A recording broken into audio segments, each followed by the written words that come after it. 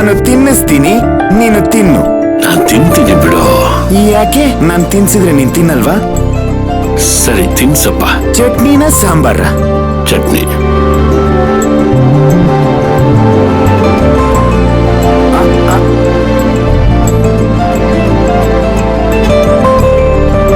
ಮಗನ್ ಸಂಬಂಧ ಅಂದ್ರೆ ಹಿಂಗಿರ್ಬೇಕು ಯಜಮಾನ್ರೆ.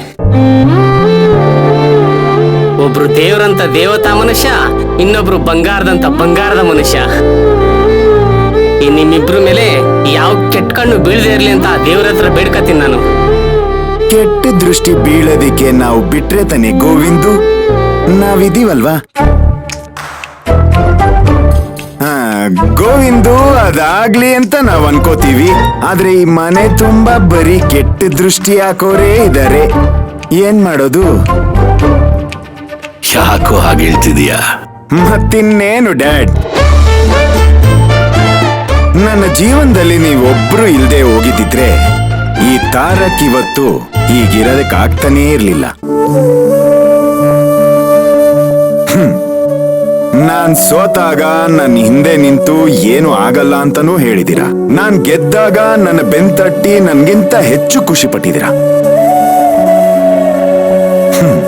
ಈಗ್ಲೂ ನನ್ನನ್ನ ಒಂದು ಚಿಕ್ಕ ಮಗು ತರ ನೋಡ್ತಿದ್ದೀರಾ. ಮಕ್ಕಳು ಎಷ್ಟು ದೊಡ್ಡವರಾಗಿ ಬೆಳೆದ್ರು ತಂದೆ ತಾಯಿ ಮುಂದೆ ಅವ್ರು ಚಿಕ್ಕವರೇ ಕಣೋ. ನಾವು ಕನ್ಸನ್ನ ಮಕ್ಕಳು ನೆರವೇರಿಸಲಿ ಅಂತಾನೆ ನಮ್ಮ ಆಸೆ.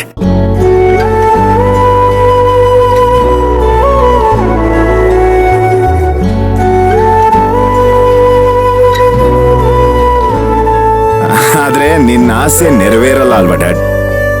ಇಲ್ಲಿ ಎಲ್ರೂ ಮುಖವಾಡ ಹಾಕೊಂಡು ಬದುಕ್ತಿರೋರು, ಬೆನ್ನಿಂದೆ ಚೂರಿ ಹಾಕೋ ಸ್ವಾರ್ಥಿಗಳು.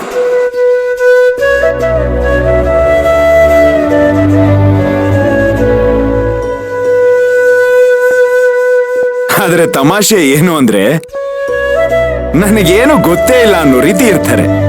ಆದ್ರೆ ಅವ್ರ ಪ್ರತಿಯೊಂದು ಮೂಮೆಂಟು ನಾನು ಗಮನಿಸ್ತಾ ಇರ್ತೀನಿ ಅನ್ನೋದನ್ನ ಮರ್ತೇ ಹೋಗಿರ್ತಾರೆ. ಅವರೇ ಗಾಜಿನ ಮನೆಯಲ್ಲಿರ್ತಾರೆ, ಬೇರೆಯವ್ರ ಮನೆ ಮೇಲೆ ಕಲ್ಲೆಸಿತಿರ್ತಾರೆ. ಆದ್ರೆ ಅದೇ ಕಲ್ಲು ಅವ್ರ ಮನೆ ಮೇಲೆ ಬಿದ್ದಾಗ ಅವ್ರ ಮನೆ ಸ್ಮಶಾನ ಆಗತ್ತೆ ಅನ್ನೋದನ್ನ ಮರೀತಿದ್ದಾರೆ. ಜೊತೆಲಿ ಎತ್ಕೊಂಡೇ ಈ ತರ ವಿಷ ಬಿತ್ತುತ್ತಿರಲ್ಲ. ಅವ್ರಿಗಾಗ್ ಮಾಡೋದಿಕ್ಕೆ ಮನ್ಸಾದ್ರೂ ಹೇಗ್ ಬರುತ್ತೆ ಡ್ಯಾಡ್? ತಮ್ಮ ಪಾಡಕ್ ತಮಗಿರೋದಕ್ಕೆ ಬಿಡೋದಿಕ್ಕೆ ಆಗಲ್ವಾ?